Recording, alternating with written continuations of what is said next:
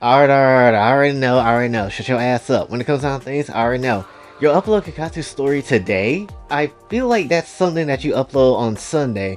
I already know. I know that. I usually do. I was just extremely late when it comes to this one. And don't ever compare me to Corey Kenshin regarding Spooky Scary Sunday, because I know he don't upload on Sunday, and now I have been doing the same thing for a couple of weeks as well. Shut your ass up. Don't do that shit. But when it comes down to things, I have some good reasons why. But if you've been living under a rock for 10 seconds, you would know that both of my Twitters have been suspended. My main account and my backup account. So I'm Twitterless at the moment, which is some bullshit. The reason why they got suspended was because I got attacked by some crusty European communists, which, to be perfectly honest, that would not necessarily be too far off the mark. But when it comes down to things, I just don't have a Twitter at the moment. So who the hell is this person? I have absolutely no idea. It's not me. I can definitely tell you that shit for sure. Why would I use a realistic person's face who looks like some French dude named Juan Sanchez? I don't know. But the point is this. All the other Kakatsu stories that I've written and made and wrote down and all those type of stuff when it comes down to on Twitter, all that shit's gone, unfortunately. But still, thankfully, because I'm still logged into my previous account,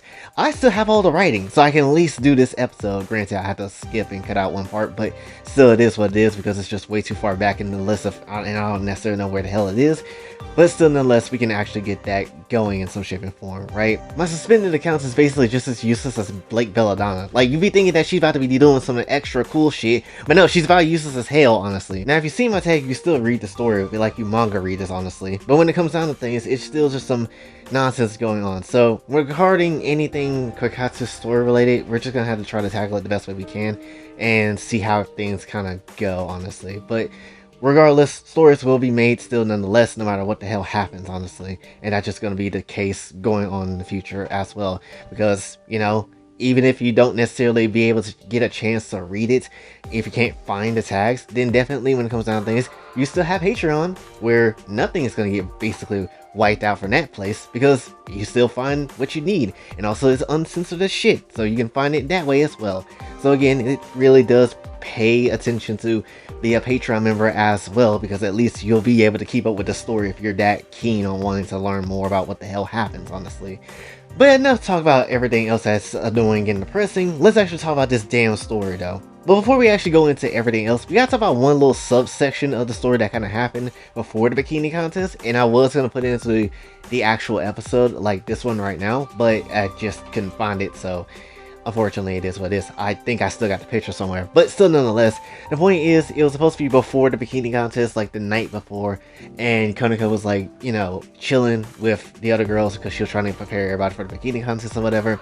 But that's when we saw Madaka try to come back in, basically try to, I guess, rekindle an old flame with Jay, essentially, and wanted to basically be with him again. She wanted to basically become his waifu one more time, at least, even though they're not necessarily, like, married like that. So it just is what it is, and they basically do it. And so, yeah, she basically won't never really, I guess, question his judgment when it comes to that world that he came from. So that's basically all it really was. It was just basically Madaka and Jay getting a moment, yeah, and then romance and all that type of stuff too. Unfortunately, I couldn't, again, find the writing because it's been a minute since I wrote something, honestly. So that's also another thing. But anyway, so now I've been Symphony, someone to worry about. It seems like everyone has gone through something with their past with despair. And so Koniko just like, it's not that surprising why, but we should address it as soon as possible, like Aoki said. So my question is, why did it give them all those powers? Especially when it doesn't help despair in any way. And so Jay's just like, that's what I wanted to know. I've been thinking about holding a talk with the twins in Kyoshi. It's like there's so many questions, yet I really feel like I haven't been able to grasp at anything. Am I even meant to be in this position? And so Koniko's just like, instead of thinking you should solve all this by yourself, rely on the people who are there for you. And so I'm just like, I know, but I just wanted to get to the point of all this. And so Koniko's just like, you don't need to rush this. Take one step at a time. Besides, the last thing anyone wants is more unnecessary trouble coming our way. Just focus on what you need to do instead in front of you, and let everyone help you. Besides, instead of focusing on those problems, shouldn't there be something else you should focus on? And I'm just like, horny much? And so Konoko's just like you aren't. Plus, it's getting to that time of year, so. And I'm just like, mating season. Huh. Luckily, Foxian can hold their sperm in, but still can shoot that milk. You know, It is nice to sit down and talk to you like this. It's honestly really nice. Konako just like, we talk all the time now. And I'm just like, yeah, but it's just a nice feeling I'm now realizing. In my world, I'd never had anyone to give my heart to, so to do this with someone I love is really nice. And so Konako just like, I am your wife after all. If I didn't care about how you feel or talk to you, I wouldn't make much as a wife now, wouldn't I? I want to hear everything you need to say, even if it's difficult. Same way I know you'll be there for me. And I'm just like, I always will. And so Konako's just like, now if we're done speaking this way, let's have our bodies speak for each other now. And so Konako just held him by his face and whatever. And so Konako's just like, now use that dick of yours and speak with your heart. Let's show how much we mean to each other. And so the fox and the cat mouse game kind of commenced, obviously, with the obvious actions of, oh yeah, thrusting here, thrusting motion there. You get the big picture of everything. They basically made a lot of smashing, and honestly, it was just the pre-smashing before her mating season. So it kind of feels like to them it's just like practice, honestly. So it's kind of like Bison from the Street Fighter movie, how he was just like, for you, that day was the day when your village was destroyed. But for me, it was just Tuesday. Like, that's what it feels like. So, yeah, that's basically how it went with the smashing session, honestly. So we now go into the next act of the story. And essentially, we now basically confront Symphony and her past, and Aoki is kind of concerned with things. So basically, Symphony and Jay are just in the student council room about to get this talking going. And so Symphony's just like, my past? I don't see a point in bringing it up. I mean, it really doesn't matter. Never thought Aoki would worry so much. Are you sure you don't want to bring it up? Blue and the others already shared, so I was hoping you would too. And so Symphony just like, my, why so interested in my life story? Is this my character backstory moment or something? Seriously, the past is in the past. It should stay that way because, and so Jay just basically kind of quote what Symphony said to when Aoki heard her. So he basically was like, you think nobody would like you anymore? Every person from the dream has some type of dealing with despair. I understand if it's something you don't want to necessarily relive with those memories, whatever way they might have hurt you. But knowing the past may be a way to stop despair, let alone help you in whatever you went through. So please, Symphony, tell me of all people what exactly happened in your dream world. And so Symphony kind of just stays silent for a minute, and she gets insanely serious for the first time ever. She stops smiling. And so basically Symphony just like, you really want to know? And I'm just like, yes. And so Symphony just like, fine, I will tell you. I had a normal life, no weird happenings, no strange events, dull and boring. My family were kind of nice, but owed money. I loved my family very much, and so they did with me. So when it was time to pay their debts to the loan company, I was taken away when they threatened to take everything we had. We were all yelling for each other, but I never got the chance to say a proper goodbye to them. From there, you can guess at what happened. Beaten, McDonald's were paid, every twisted thing you can come up with for 3 whole years. And Jay just assumes that he's just like, so she's just like Shion then. And so Symphony just like, I didn't care about my life anymore. School days was over and I just started laughing in my cell. My mind was basically gone, but one beating was so bad, I was at the edge of my life. Then that's when I heard a voice saying, how good would it be if you could heal and kill this world that betrayed you? Without hesitation, I wanted whatever that voice offered and I murdered every last man and woman who put their hands on my body out of pleasure and anger. And I just laughed and cried. I don't know what's worse, my torture or that after my kidnapping, my father died and my mother was the one that killed him. And so Jay's just like, wait, what? And so Symphony just like, when I found out, I was going to kill her myself. And I did. After that, I walked into a fog aimlessly. And so Jay's just like, and that must have been when you got dropped into the TV world. And so Symphony just like, I never wanted to remember any of this. While biologics healed my body, I still... And so Jay's just like, your mind hasn't healed. Symphony, I'm so sorry that I made you relive that. But I appreciate you telling me. I also want you to know that I'm here to listen to anything you need to say. If you feel any kind of negative way, tell me. You have friends here that won't never harm you. And so basically they kind of stood looking at each other for a little minute, not necessarily knowing what to say. And then Symphony just broke down crying with all the trauma that she had. And I'm just like, ugh, Symphony. And so Symphony's just like, don't leave me. Please, I'm begging you. I'm like, I'm not going anywhere. And so Symphony's just like, please, I'll do anything you want. Do anything you want with me. I don't care. Just please don't leave me alone. And so Jay just basically never really was in this position before. Someone that has actual trauma and actually went through something. Well, everybody went through something, but like affected them to this point. Jay has never dealt with anybody like this before in this sort of way. So he was kind of just taken aback at this moment. And then he finally kind of embraced her and just held her tightly. It was just like, you won't ever be harmed by them ever again. I'll never leave your side. And so Symphony's just crying and just saying that she loves him and just being like, I'll give you anything you want. Do whatever you want with me. And I'm just like, I just want you to be okay. And so they basically just held together for like that for like a little minute. So originally, I'll be honest with you, not the plan of where I was going to take Symphony's story, but then I was thinking, why don't we actually have a character that goes through some trauma and actually see if we can make a character work like that? And that's basically where I decided to go with that. So it is what it is, right? So yeah. And so basically, Symphony has finally left the student council office and trying to pull herself together, and it's sunset at this point in time. And then that's when she ran into Blue, who was coming from the gym, and essentially they made eye contact.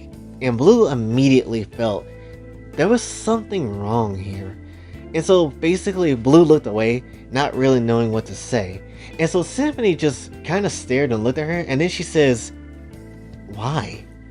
And so Blue looks back, and then so Symphony's just like, why does it feel like I'm looking at a mirror? And so Blue was concerned and a little scared, wondering if she should possibly leave the area. And so suddenly, Blue started crying out of nowhere. And so Blue just like, what? Why am I? And so Symphony was a bit surprised at her. And then she was like, why are you even more of a mirror than I thought? And so basically Symphony starts leaving off, and Blue, once in the clear of Symphony, starts calming down, but was insanely confused.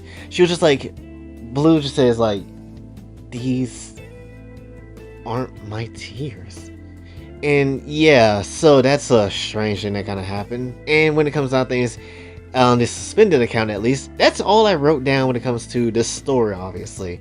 So now we have to go find the next part of the story, which is essentially, you know, what I kind of put up today. And also, I ain't gonna necessarily lie, I was on a character hotch of a certain character when I wrote this part of the story, so it is what it is regarding it.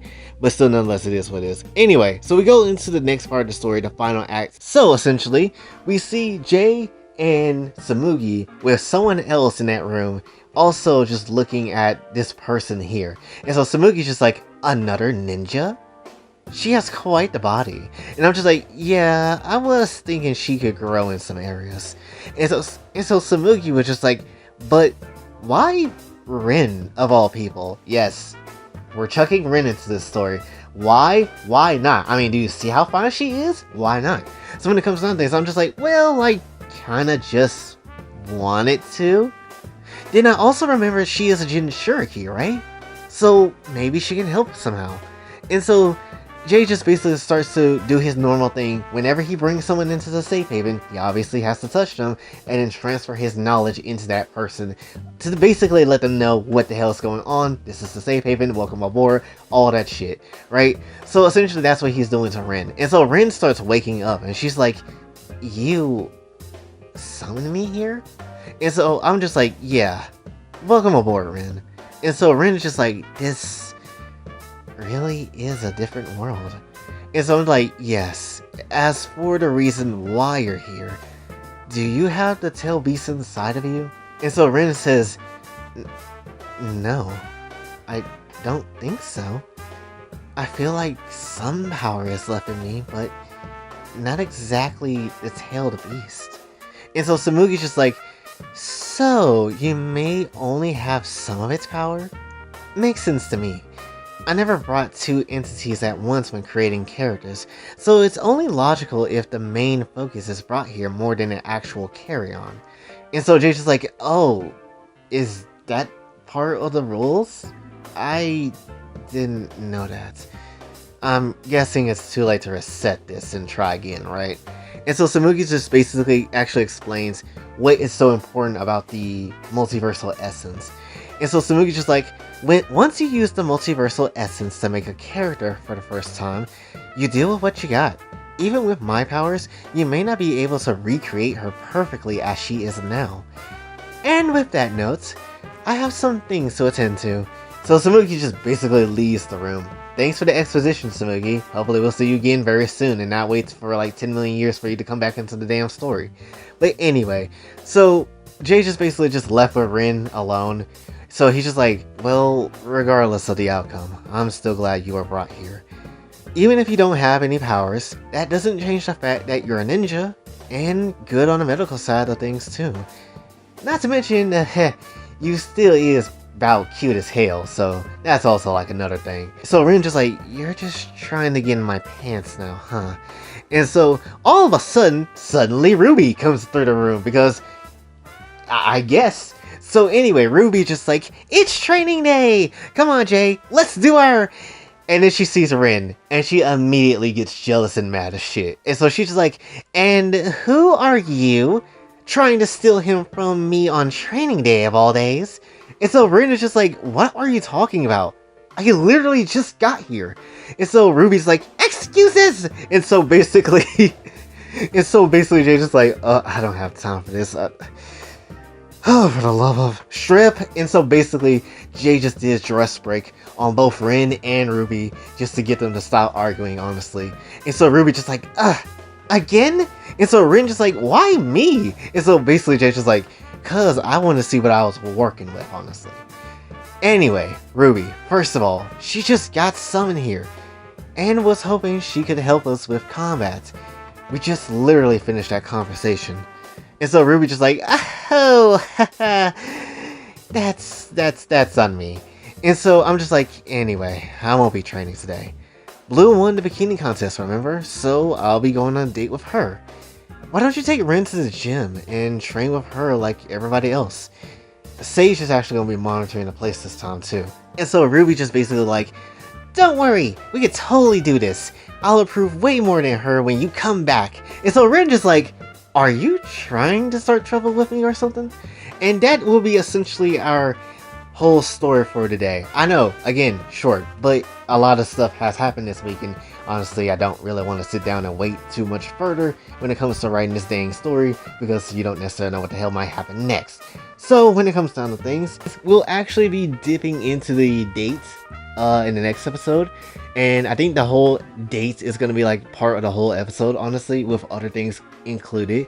Then we also got a little bit more about Symphony and her past and stuff like that, and understanding more of her as a character. Again, trying to go down like a trauma route to see if I can do something with a trauma character like that. And when it comes down to things, there's just a whole bunch of other stuff that I do have lined up and planned, but there's also other things I have to say in the community post yesterday that I wanted to do in Kokatsu with skits and stuff. So be on the lookout for some things like that, because I want to kind of work on bigger projects of Kokatsu instead of kind of doing like smaller, kind of less impactful videos. So really, if you are tired of Kakatsu, congratulations. You're not gonna get tired anytime soon because there's gonna be more coming on the way, right? Plus, I kind of also been watching the channel ever since I haven't really been having the chance to upload anything too much, and essentially I've been seeing that the channel has been doing pretty damn decently without constant uploads. So I want to kind of just think about ways how I can maybe make better videos, but not necessarily upload so damn much, and plus give my time and, you know, take my time basically when making videos and give myself a little bit of a break when it comes down to things. The only thing I will definitely say is that though, when it comes to that, is that definitely money is hella not existing at the minute, so that's kind of why I'm really obsessed with trying to work with Patreon and trying to get that going. And if you really want to know about mainly why the Twitter is gone in that sort of way, that is the place for you to really learn and know about that stuff. So that's also like it is what it is type of situation. And yeah, essentially. So that's just how it goes, honestly. So hopefully you did enjoy when it comes down to things. If you did, be sure to like, share, subscribe, hit the bell notification on your way out. Also, become a Patreon member if you haven't already, as I said before. And until then, it's me, Boy J, sign off. Have a blessed day.